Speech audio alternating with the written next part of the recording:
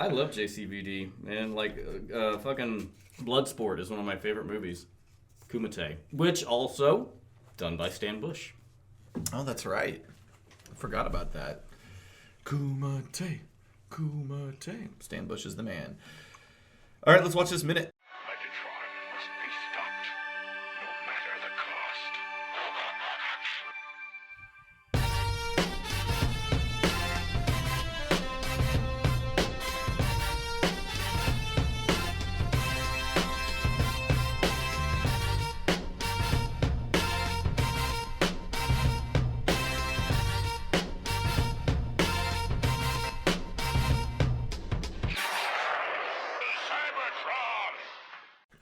Hello, ladies and gentlemen, and welcome to the Autopod Decepticast. If you didn't know by now, you'll never know. If you don't know me by now.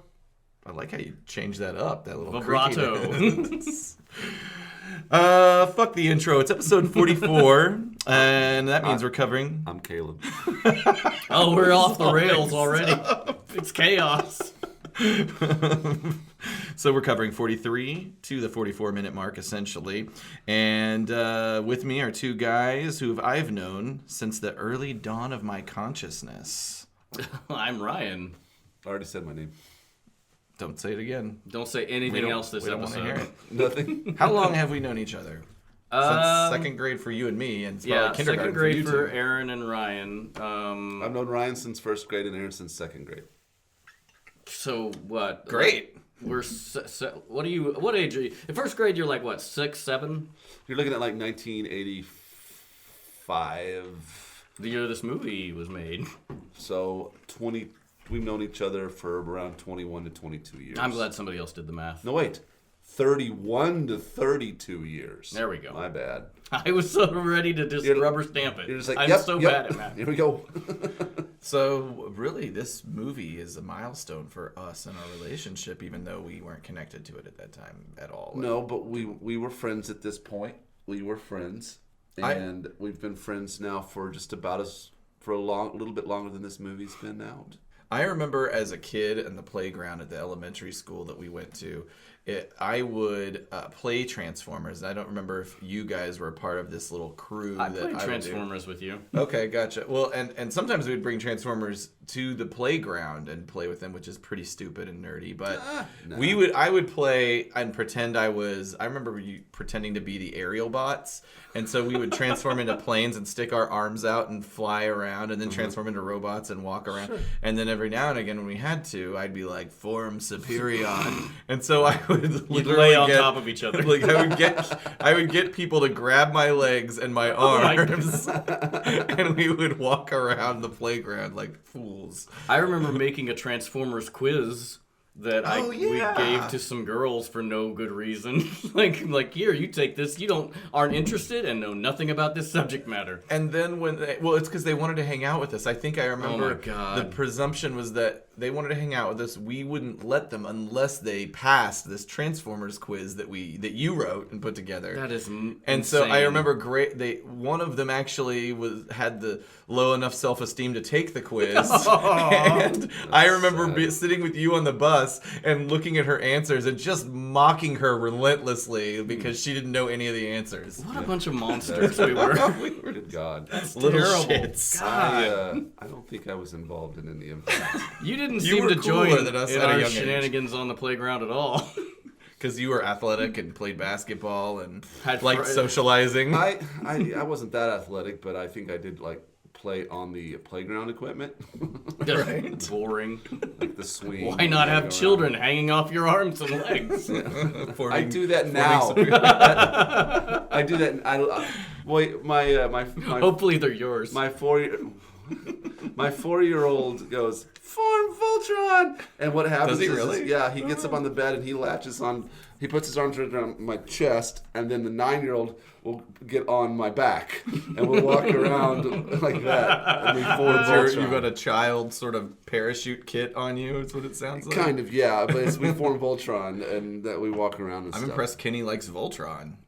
He likes to hang on to me and have me walk around. And if Voltron lets him do that, then whatever. We've been watching the Voltron series on Netflix, the newer one. Mm-hmm. It's pretty badass. Yeah, So it looks cool. It looks they great. love it. There you go. So fuck you. All right. Interesting. Starting off aggressive. Okay, last episode recap. Missiles were launched, polarity is reversed, and Cyclonus cuts through Hot Rod and Cup's ship like hot Vegemite. That's a reference. Is that for our buddy Ugly Mike? That's our listener, Ugly Mike, no doubt. Right. We'll just That's love... not a mic. Oh, God. I'm bringing it back. As red-headed stepchildren of the British Empire, Americans and Australians are kind of kindred spirits, but I wonder if they ever get sick of American references to Australian pop culture, like Vegemite.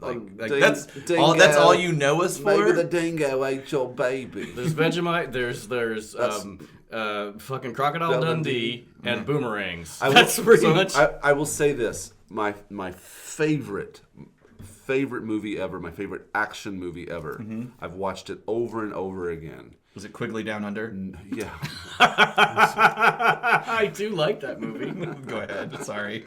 Road Warrior. Oh yeah. I didn't put that on my list. All the Mad Max shit. The Road Warrior. That is a great movie. In and of itself, is a classic, awesome movie. And so the Australians are good in my book because they made that movie. Well. Is George Miller an Australian? Is he the director? Is that his name? Oh George God! It's is it George Miller or Frank Miller? Frank Miller. Yeah. Frank Miller's George the comic Miller? book guy. Oh, yeah, Frank Miller's well, comic book. To show you how much I like this movie now. All right, while you look that up, Australia's top pop culture imports. Okay. Let's talk food. Giant Foster's cans. Bloomin' Onion. That's authentic, right? Those just grow in the wild, I think, in Australia. They come battered. Fried. Yes. Battered and They're fried. fried in by the deserts. The blazing Australian sun. It's summer in Australia right now. Those lower hemisphere motherfuckers. I can't imagine what it's like to watch movies like being in Australia, watching movies where all these Christmas movies are during winter, and like your Christmas is shorts. By the way, it is George Miller. Ah, sweet. All right. And in Australia, it's known as Mad Max 2. Sure. Just in They case. should have just done that. Yeah. You didn't need to know that it was connected to Mad Max. The original 1, Mad but- Max, though, I don't think had much of a release in the States, and so they kind of had to give it its own It was rebranded as its own sort of thing. Yeah. A reboot, if you will. That's right. And so, one more interesting fact. Uh-huh. I didn't know this until years later. I really love the sound. I like the scoring in that movie. It was done by the guitarist from Queen. Oh, wow. So there you go. Is that Brian May? Yes, it is. As a Okay. matter of fact, you're on your game, Man. Did you know that Australians call ketchup tomato sauce? Did you know that ketchup originally was made from mushrooms? What? Mm-hmm. Gross. In fact, ketchup doesn't necessarily mean tomato ketchup. It's just it's a catch-all for like any kind of sauce made from Like something. a ketchup is a catch-all. That's right. Thank you. that what they call Thank it? you. Yeah. Did you know Burger King is called Hungry Jack's in Australia? Really, And breakfast is called brekkie. Brecky? Hang on, How long did you spend on that? Tell me more. More than I should have. I find this intriguing. Let's talk music for a second. Okay. Who are the musical icons from Australia that you can think of that have popped stateside? AC/DC. The Beatles. Yeah. Wait. AC/DC. Kylie Minogue. I think she is. Yeah. yeah. I'm just doing this off the top of my head. Who are they called? Men at Work. Men at Work, of course. Who's the bald dude? Midnight. Is it Midnight Oil or what is it called? God damn it. Back to the phone. Just keep the phone in your hand. Here's one that I'll mention that's kind of humorous. You guys remember the band Jet? No. They had a couple of hits they were part of that sort of garage rock revival that came out shortly after like the White Stripes. So they have, I'm going to look this up and show it to you just because it's so funny. They have a review. So their famous song is that it was used in 1 million television commercials. It was called like... It is, by the way, it is Midnight Oil. I was right. And let's not forget about dun dun dun dugga dugga dugga da dun dun dun dun da da da da da da. In excess, dude. Okay, wow. I don't know why that was so hard to decipher. That was I love that band. Yeah, obviously not that much. Alleviate, Didn't try recognize not to that. hate. Well, I think it was your tone deaf approach to it. Dun, dun, dun. Okay, yeah, I think I thought this was the White Stripes. So this was used in a million television commercials. So, okay, these guys came up with a follow-up album, and Pitchfork is a very, I don't want to say pretentious, but it is sort of a pretentious music review site. It's very verbose. Giant essays reviewing albums. And this was their review for Jet's And we're Shine gonna On read it in album. full. 0.0 was the score they That gave it on a seems scale ridiculous. of 1 to 10. If you put out an album, you at least deserve. And this is the review. Oh my Just a god! monkey peeing in its own mouth. I'll put this on the website. You guys are assholes at Pitchfork. So Pitchfork, instead of writing 1,000 words on why this album is terrible, just posted a video of a monkey peeing in its own mouth. I mean, it's technically a chimp, by the way. Whoever It's not a posted monkey, that video. Okay, that was worth it. That was I Okay. feel like if you put out an album at all, you deserve at least 1 point out of 10. Right. It takes work. It exists. You had to yeah. write songs. You had to craft them. Somebody was real upset and wanted to die on this hill. What else did I have? Anything else on Australia? Oh my god! Sport. In Australia. It still keeps going. You're the Yakov Smirnoff of Australia. In Australia. In Australia. Far- Kangaroo farms. I don't know. I lost it. Pharmacies are called chemists. Mm-hmm. And also, Australia are the best swearers in the world. Okay, Oh, such- all right. Give such- me All right, 7. we're- Give me 7. Such as. That's it. I'm done. Oh, you're not gonna tell You the don't have an swears? example. Oh God! Well, now that's. Well, I think we've covered the C word in exhaustive detail last time. Yeah, I don't know if this went the way I I wanted it don't. to. I didn't really know how I wanted it to go. I just listed some Australia facts. Man, how long were you on Australian Wikipedia? I actually found a BuzzFeed article. That was 23 things, 23 questions for Australians or something like that. there's- Why do you call breakfast brekkie? There's nothing better Why are than you a different? BuzzFeed article for information. All right, kicking off this minute, we have Hot Rod and Kup. Their ship is heading towards... Whoop. God, I wrote myself into a corner here. Hot Rod and Kup are heading towards a strangely shaped tumor of a planet that we later come to know as Quintessa. It is a wacky looking planet. Yep. It's like Saturn on acid. It's cool, though. Yeah. It's cool. I think it looks cool.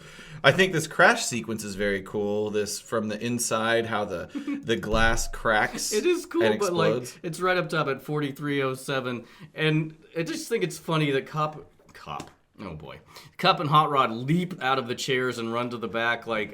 Again, why isn't anyone ever strapped in? I mean, presumably that would have killed them, but it's just so weird to you're just loose in the cabin.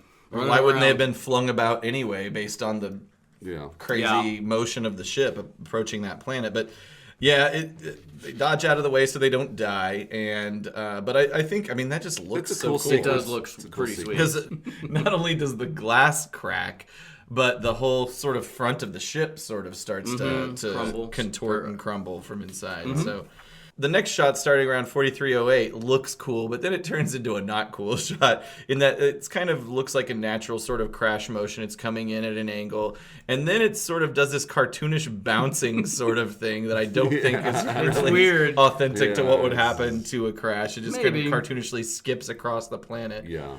But then we're transferred to the inside of Ultra Magnus's ship. I forgot about this ship the whole time.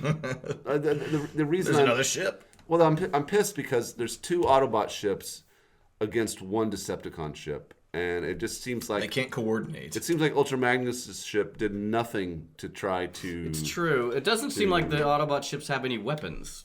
Apparently, What's up with that? They Yeah. can just reverse polarity on stuff. Yeah, they don't. have any offensive. They don't do anything. They've got guns on them. I've seen them illustrated on the ships. Have you really? Okay. Yeah. I can't remember. We went into depth on this ship type way early on in the series, and I can't remember. I need to revisit it. I forgot about this ship because they didn't have any kind of role in helping out when the first ship was attacked. You'd think with 2 ships they could have done some flanking, something. Right. Okay.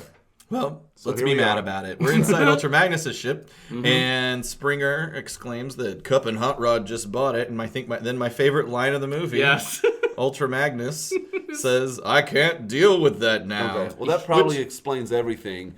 That he can't deal with. He can't help him out because he's too stressed. He just didn't. Yeah, he's just a terrible leader, and didn't even he froze up and didn't do anything at all. We did also question about, but looking at the shot at 43:16, there's obviously guns on the ship. Underside. So, okay, yeah, there are. Use them. So, but Ultra Magnus, terrible under stress, and the thing like with Springer. Like, Hot Rod and Kup just bought it. I can't deal with that now. It's just information. Nobody was expecting you to do anything with it. We understand you've got to deal with the here and now at this moment. It's a little too late to deal with it anyway. Right. I did start thinking last night, man. Is it just like every Autobot leader except Optimus is garbage? But then I was like, well, he did only have this role. He's only been leader for like 3 hours. Right. So maybe we can cut him some slack. Like I think Optimus Prime. He's been groomed for leadership for probably 4 million years. Surely he's been like squad leader or something like.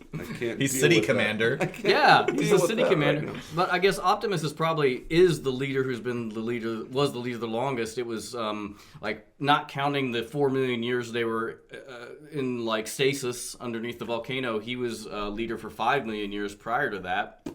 So you would think that Ultra Magnus would have been the leader while like Optimus and those guys presumably dead. Like was Ultra Magnus not the leader on Cybertron at this point in time? And then they brought him down and demoted him to city commander? Yeah, and it's just like I can't any kind of pushback. He's like, nope, can't deal with no.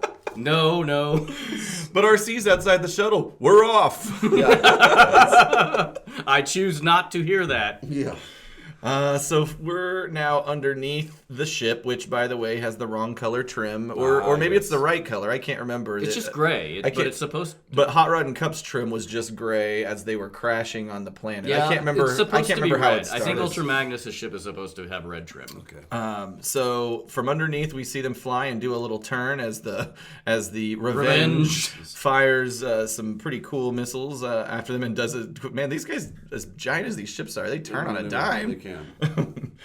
At this point, Springer says, "Let's get real. These guys aren't gonna go away until they smoke our asses." That's a line for line. It's not verbatim. Line for line quote. And Magnus is like, "Shoot, that gives me an idea. Let's split this motherfucking ship in half." Stop it.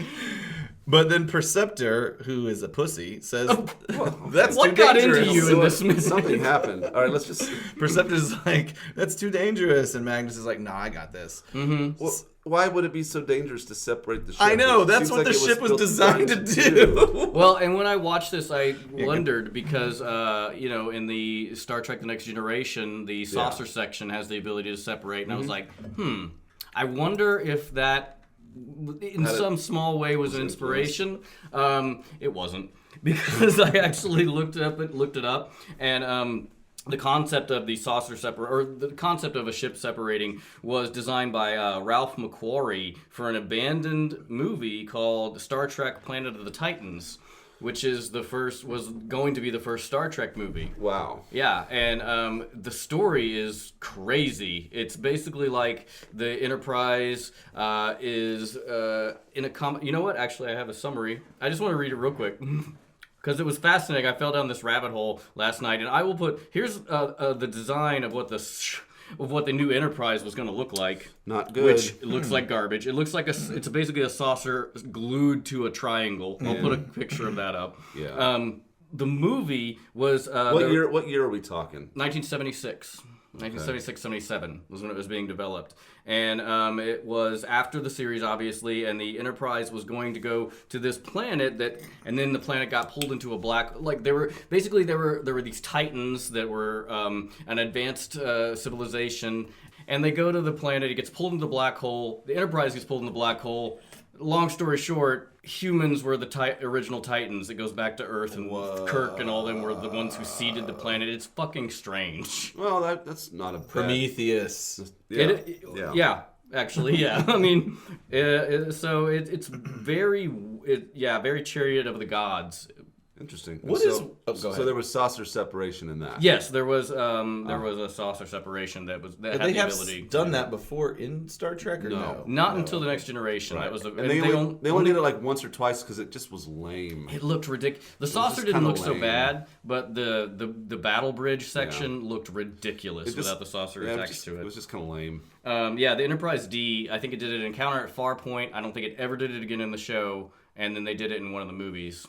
Yeah. Whenever you see the kind of the control room where the captain sits and all his main people, the bridge. So where is that physically on the starship? I can tell you that because I have a poster of a cutaway of the. It's not on the saucer? It is on the saucer. Okay. It's like on the top of the saucer. Okay. Like at the very top and kind of in the front. Okay. You know. Seems like a good target if you're an enemy. Absolutely. Because if you notice, there's the canopy that's above them in the bridge is like you can see. There's no reason for the them to have exterior. it there because they're using a video monitor. They should have it actually probably in the safest possible place possible on the ship. In the center of the saucer. Like buried in the middle. And but they don't. And then so you've got that, and then you've got like the very front of the ship is 10 forward, which is the bar. So they stick the bar at the very front of the ship, which has windows, and that makes sense. Yeah. But that's where the And this was, bridge is. I think, for the first time revealed in what's one with the First Contact, where the windows aren't windows. I mean, they're not glass; they're force fields, which I thought was interesting because I'm like, what happens if power completely fails?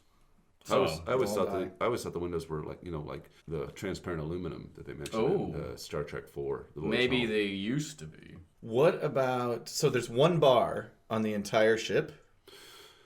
I mean... How many people are on this ship? About 1,000. I'm sure that there's probably bars. more than one bar, but this is like the cool bar. The cool bar. You never see mention of another place. What's more problematic is the holodecks. There are like 15 holodecks for 1,000 people, and they're always available to the command crew. So I'm like, who's not getting the holodeck time?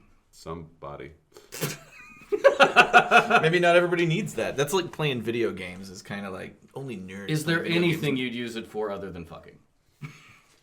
Just to fuck weird ladies. Weird ladies? Yes, wait. Maybe I've revealed too much. Okay. Right. Yep. So at this point in the show, Ultra Magnus, I can't tell exactly what he does. I think he hits a single button, but he does a little tickle in the ivories It's like thing. he's nervous about touching it. Yeah, and he maybe does. so. Like maybe that's what their intention Again, is. he's hesitating. So he's like, I always felt like he was touching other buttons. Now they're red. Now the ship at 33, where trim it's is separating. It's we're back to red. So but I like to think it's just one button because it just feels like it's always one button. So there's one specific button that performs one specific function, and there was only one buttony sound effect. Also, that's It's the true. other thing that made me think that. But anyway, the ship separates. We zoom in on Daniel the and Revenge. RC are back in the section that got separated. Oops. R.I.P. Spoiler alert, because in the Revenge, Galvatron, which I love the sequence, it's zoomed in on Galvatron and then zooms out, and as it does so, he has this twinkle of evil. Yeah, that little fucking twinkle in his eye. And he pulls a lever to our British friends, and from that action comes multitudes of missiles. Perhaps are they moleculons or some other special kind of missile? I think they're the Looks like same. more I think it's all moleculons. moleculon missiles. Okay, gotcha.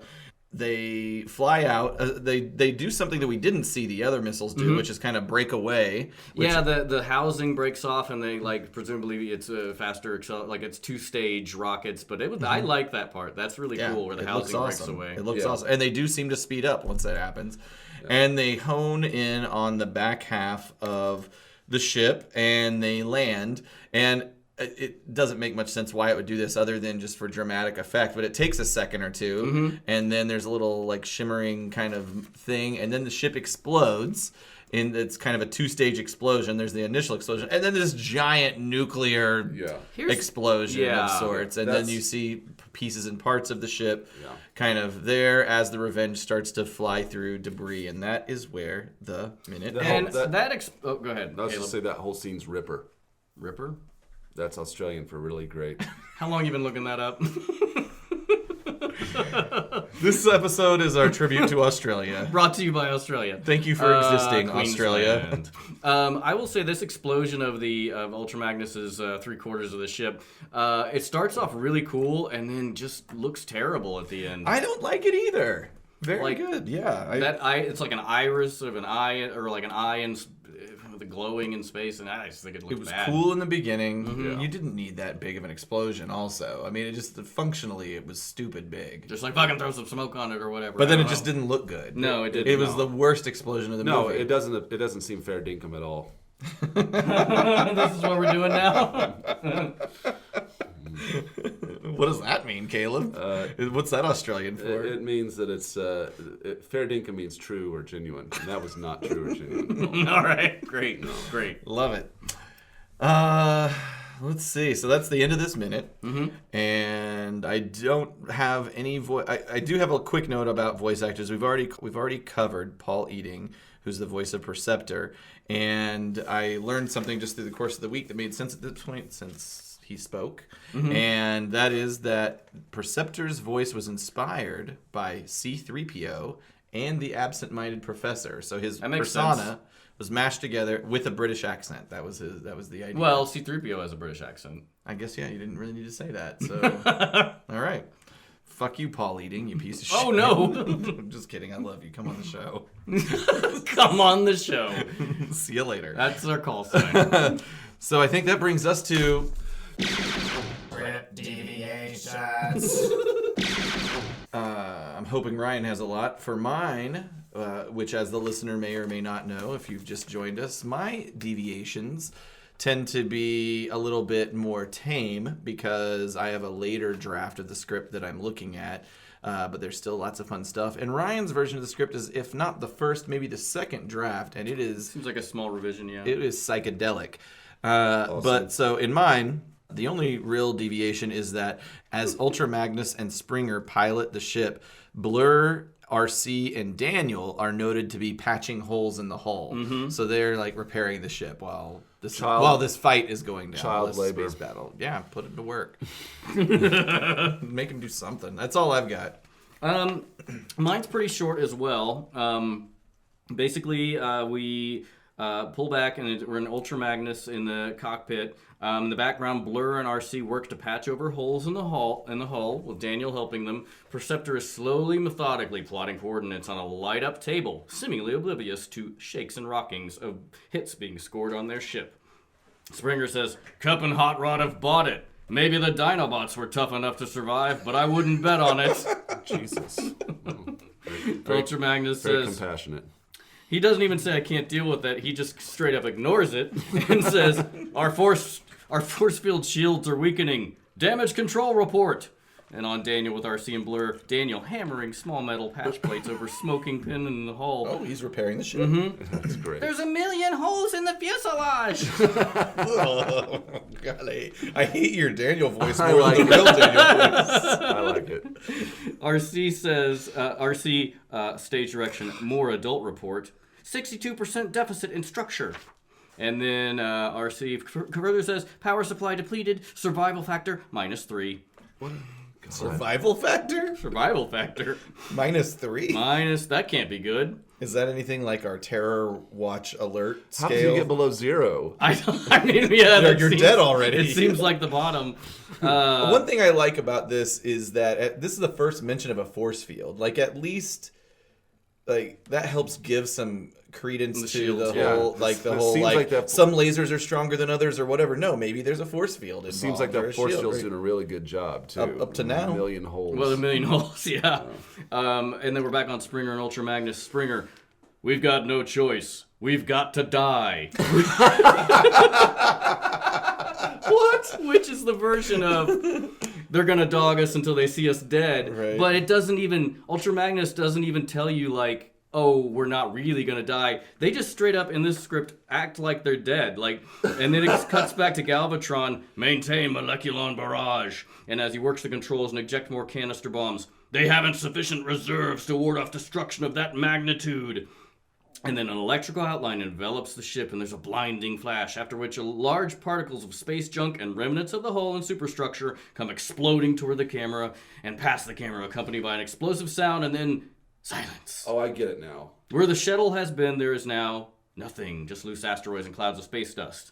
So yeah. So when he says we've got to die, he means that he wants the Decepticons to think they've died. I kind of like that angle on it. Like, essentially let the viewer think they've dead and then reveal that they separated the ship. I think that's what you. Well, I guess. Well, you no, can here see you got the reveal. separation, We're going to so- separate the ship. So you yeah. knew they were going to. You knew this explosion didn't have any real dramatic True. weight to it because you knew. everybody That's was true. fine. Yeah, I actually Kinda- do kind of like that better, where you don't have the Yeah. reveal until later. I gotcha.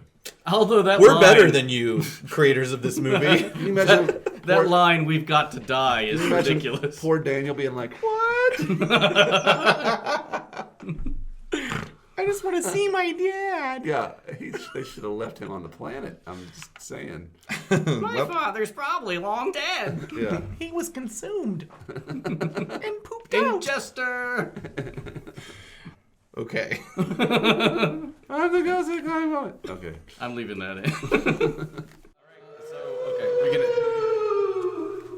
We can. I'm the ghost of the iconic moment. You know. It's funny for such like this is a battle sequence. It doesn't feel that iconic to me, but I think visually the crash on Quintessa, especially that first part, where the glass kind of cracks and the ship sort of starts to contort from the inside, and I feel like that's iconic to me because they used that animation. I remember them using that in different little promos for the show and maybe commercials at some point or something. I feel like that sequence was recycled for a lot of different uses. But story-wise, I mean, I think the separation of the ship is kind of iconic, and knowing that they can do that and escape. But I don't know. Once This again, whole you've last- just listed the entire minute. Once again, I've got nothing to go with. All right, Caleb's done. Mine, I think, I will go with the separation of the ship because it's the one, like, finally Ultra Magnus has a good idea. Good for him. Yeah. I can't deal with that now. Let's fucking separate this motherfucking ship. Yeah. Next time on the Autopod Decepticast. All right, on the next episode, nothing's going to stand in our way as we discuss underwater antics with Hot Rod and Kup, Cool. which is one of my favorite I do like this visual coming up scene. moments Yeah. of the movie. But that's it. Social media, guys. You know where we are. We're on Twitter, Facebook, and Instagram, all of them at APODcast. That's where you might want to reach us or talk to us if you want to actually listen to the show. Kind of mixing things up a little bit here. We're on iTunes, Stitcher, Google Play, and TuneIn. And not to mention, like, thousands of rando, just, it feels like, I don't know. Aggregators. I don't know what it is. Yeah, there's, like, all these random little Websites that Websites. pick up. They pick up podcasts. Yeah. Somehow. I don't understand that game. I think I it's don't an- either. I think it's an. I don't know how they make money, though. I don't know. Maybe they. I don't know either. Somebody explain how random podcast aggregators pick up a podcast and make money. Maybe we should do that. We're not making any money off this. We'll just find another thing to waste We'll our just- time and not make money. That's right. But anyway, please visit our web presence at autopoddecepticast.com. It sounds like we're going to throw some Australian references, perhaps. I mean, Maybe I'm just gonna put up the whole movie of Quickly Down Under. We didn't get into that. I do like that movie. I as do well. too. It's not an Australian movie. I think it's an American movie, but it has Tom It is, Selleck, yeah. who's It's not Australian. Set in Australia. In It fact, has Alan Rickman. I don't believe he's he's Australian. not Australian. There may be Australians in the movie aside from the Aboriginal people. And it was probably filmed in like Arizona. Arizona. I don't know. I'll have to look where that was filmed. Yeah, I have that on VHS. If you Australians, if you haven't seen Quigley Down Under, I'm sure it's a totally historically accurate representation of your past. I would say, obviously, to check out The Road Warrior. It is an amazing movie. I'd say check out anything with Hugh Jackman. Sure, yeah, Hugh Jackman. No. Maybe not. What was? Logan was great. Logan was great. I saw that on a plane. It was awesome. Van Helsing is what I was thinking of. It's I would terrible. check him out he's a great Broadway performer. I'd say try to check out a show. Nah. Just watch Logan. Everybody watch Logan. It's great. And also that one movie with where he's the magician and The Prestige. The Prestige. Yeah, I love that movie. It is good. David Bowie as Tesla. That's right. Yeah, that was weird. Looks nothing like him. I haven't seen that movie in a while. I wonder if it holds up. Great talking to you guys. Great talking to you listeners. Yeah, Viva la Australia. yeah. That's right. Toodaloo. What is the Australian national anthem? want- We're gonna close with the Australian play national that anthem. outro. That would be awesome to close with the Australian national anthem. Oh god. Advance Australia Fair. Advance Australia young and free. Oh, wait, let's start that over. Hang on. We're singing it. It's only 2 minutes. Okay. Drag. Australians all let us rejoice, for we are young and free. We've golden showers and wealth for toil. Our home is girt By sea. Okay. Our land abounds in nature's gifts of beauty, rich and rare. Like spiders. In history's page, let every We stage don't know how this advance Australia fair. Yeah, but you knew how that was gonna go. Joyful strains, then let us sing. Advance Australia fair. Oh boy. Oh. Woo. Maybe Wow. it's like the American national anthem where Where you everybody just just in really the knows middle, the you first don't know it, yeah. letters. was fun. Beneath our radiant Southern Cross. Yeah, Southern It's an Cross is Australia- it's it's a a star constellation. Astronomical. Southern Cross, Yeah. don't you play your No, that's the wrong song. It's basically the version of the Big Dipper down south. Okay, all right. You just did Southern Man. I know, I was joking. Okay. Are we done? Great, everybody. Bye. Nice Bye. Bye. See y'all later.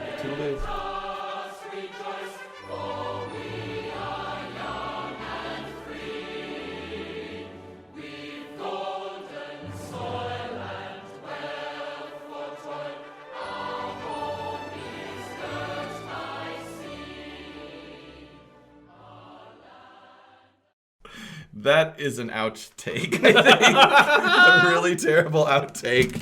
Put some music I don't behind it. know. We're gonna sound like. I'll let Ryan- I don't wonder if it'll be offensive. Nah. People I that don't know. No. I don't think so. people that We'll people let take anthems, national anthems, seriously for some reason. Remember when Roseanne spit on the ground and grabbed her crotch? Well, American. We didn't do that. But, like, I actually didn't mention this, but there was some Australians that I met one time. I don't even know the context, but they were hanging out with us, and they found it really weird that we put our flag on everything. Was it those Australians that Marianne knew? Must have been. That seems to be right. She lived in Australia for like 6 months or something like that. He was a butcher. I remember that. Is that right? Yeah. I don't remember anything about them except I feel like he got drunk and surly. While the boys are away making themselves a little drink, maybe we do some Transformers after dark, some APDC AD, if you know what I'm saying, ladies and gentlemen. Take off those panties, take off those underoos. Get it, let's get sexy, let's get naked, let's tweak your nipples, make them hard. Oh, blow on them.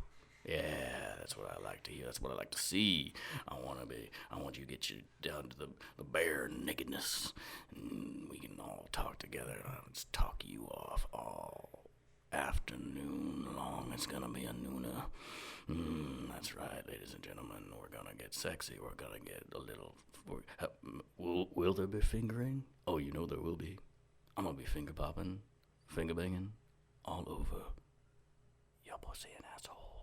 That's right. If you like that, if you're into that, hey. If you're not, you can't finger bang a dick. So, cause that'd be unpleasant if you. Stop it. No, I was caught.